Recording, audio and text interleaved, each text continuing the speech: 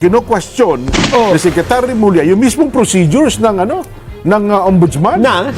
It's actually the complaint itself. Parang na-weirdan ako kasi hindi naman committee report eh. But why the haste? Why not wait for the committee report? Kasi that's a committee investigation. At alam mo ba kung ano sinabi niya? Ano sabi? Ito po. Anyway, we'll still answer it.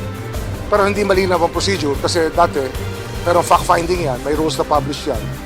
Yung ngayon, parang hindi na dumaan sa fact-finding. Basta dire-diretso kagad sa amin. So, Mukhang ang question nila. Ayun nga, yung punto na teka, parang sobrang bilis naman natin na hakbang na ito ng ombudsman ni Uncle Sam. Sabi ni Oh. Ombudsman, ginagaya ko lang naman kayo. Ang bilis nyo. Ang bilis nyo eh. Buti nga raw niya, wala akong nakaredy aeroplano eh. Sabi ni ombudsman. Ako niya, ay nako. Sa inyo nga niya, pagkakahuli mo, aeroplano pala kaagad ang pupuntahan ng dating Pangulong Duterte.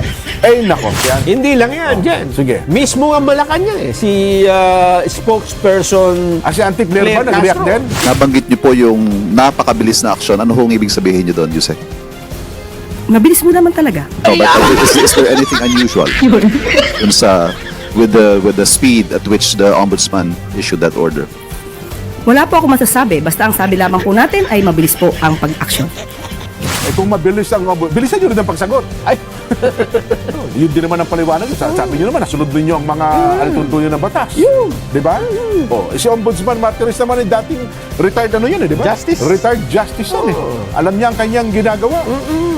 May kinalaman dito sa ating Vox Populi. Ito po yung tungkol sa pag-uutos ng ombudsman. Matatandaan nyo si Senador Amy Marcos. Nag-hearing siya tungkol sa pag-aresto kay dating Pangulong Duterte, di ba? At meron siya mga inilabas na mga, mga nilabag ninyo ito. Nag-file po siya ng kaso sa ombudsman at ang ginawa ng ombudsman, inutusan ang ilang matataas na opisyal ng gobyerno na mag-submit ng counter affidavit. Ang bilis nga raw, nagtaka sila dyan, Oo. para daw Rocky Marciano, itong Talaga. ngayon. Ano yan Ombudsman? Yoyoy Martires yan Hindi bilis. pala Yoyoy. Anong pangalan? Yung mga mabibilis. Hindi, si Ombudsman. Martires. Yoyo kasi basketball player. Uncle Sam. Samuel Martires. Akala ko si basketball player. Yoyoy Martires yun. Ang sa mga pinadalhan ng utos na yan na mag-submit ng counter affidavit, sina Justice Secretary Boying Remulla, Okay. DILG Secretary John Vic Remulla, PNP Chief General Romel Marbil, CIDD Chief General Nicolas Torre, at Special Envoy on Transnational Crime Ambassador Marcos Lacanilao. Ito po ibinatay sa Senate Committee on Foreign Relations na pinamumunuan nga po ni Senador Amy Marcos. So matataas na opisyal pala ito ng gobyerno. Nasaan Kasi ang rekomendasyon ng Senate Committee, kasuhan, administrative at kriminal, itong mga opisyal na ito. May patayan daw kasi. Yun na nga. Na ang mga ito'y panagutin dahil sa mga kasong graft, grave misconduct, grave threats, usurpation of judicial function, arbitrary detention, at conduct prejudicial to the best interest of the service. Pagkatapos matanggap ang utos mula sa ombudsman, binibigyan naman sila ng 10 days. Yung mga opisyal, 10 days para mag-submit ng counter affidavit at iba pang kaugnay na dokumento. Umalma dyan kaagad yan. Umalma, para sobrang bilis yung niya. Ang number 1 na umalma dyan, si Justice Secretary Boying Remulla. Hindi niya pangkaraniwan ang nangyari Wala yan. ba tayo shot ni Mukhang yung Boying? procedure na sinagawa ng ombudsman sa pangunguna ni Uncle Sam Martires, para niya hindi pangkaraniwan yan. Ang bilis naman. Di ba? Wala ba tayong tinig ni, Wala ba tayong shot sa mga yan? Hindi lang yan, dyan. Sige. Mismo ang Malacanang si spokesperson Si Auntie Claire ba, nag-react din? May, nga pala. ano din dito. Kaya lang dyan, hindi ba procedural lang naman, Sige, mag-file kayo ng count.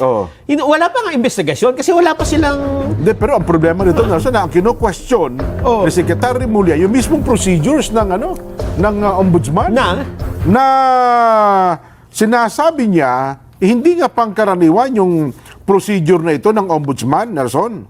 At alam mo ba kung ano sinabi Ano niya? sabi niya? Ano sabi? Ito po, babasahin natin. Para Sige, na sa sige, ganun sige, sige, mayroon sige. tayong batayan. Yan. Parang hindi malinaw ang procedure. Okay. Kasi dati, meron pang fact-finding.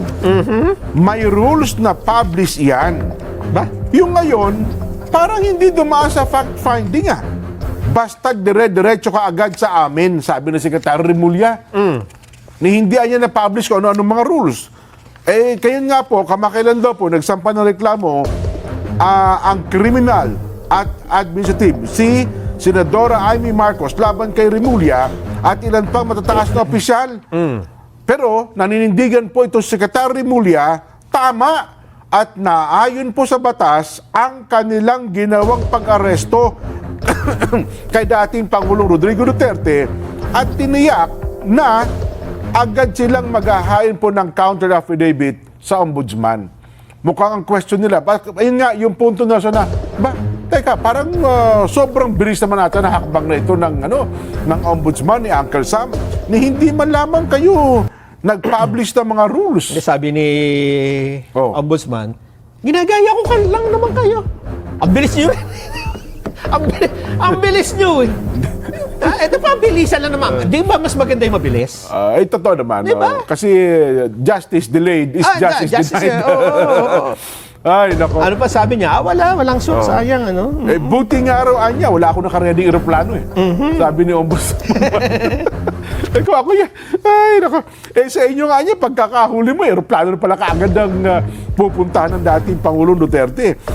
Nako. Ganun pa man ho, magsusumite pa rin naman sila ng kanilang counter affidavit doon po sa sinampang reklamo. Aywan ko lang, doon ho sa ating mga kababayan. Kasi ang ombudsman, Nelson, ay meron din po silang motu proprio power Di ba? At ang totoo, sabi nga natin, kahit po sa isang balat ng candy, balat o ticket ng bus, may nakita silang aligasyon, pwede pong umakto ang ombudsman sa mga aligasyon ng katiwalian sa gobyerno. Trabaho po nila yan. Kahit nga managinip si Ombudsman Martires, na panaginipan ko niya, may paglabag kayo sa batas At sa pamamagitan ng kanya panaginip, Nelson, pwedeng maging batayan yon para magsagawa siya ng investigasyon. Tama. Oho. Mapasama lang ang gising niya, halimbawa. Pwede niyang gawin yun. At yung paghingi... At hindi mo pwedeng questionin. At saka yung paghingi ng counter affidavit, part naman ng ano yun ng procedure, due process. Yes. Oho. Kasi paano ka makapagkaroon ng fact-finding? Wala nang dapat kunin yung panig ng kabila, di ba? naman, oo. Oo. Nako. At saka yung tungkol dito sa investigasyon, napakahaba nung Senate hearing di ba? Oo. Palagay ko, ang proseso talaga ay sumagot sila. Yun yung counter affidavit na hinihingi sa kanila. Wala pa namang desisyong kasuhan sila Kung mabilis bilisan nyo rin ang pagsagot. Ay.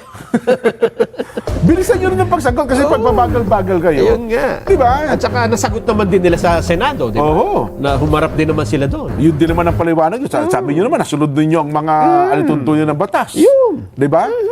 Si Ombudsman Martires naman ay dating retired di ba? Justice. Retired justice yan Alam niya ang kanyang ginagawa. Well,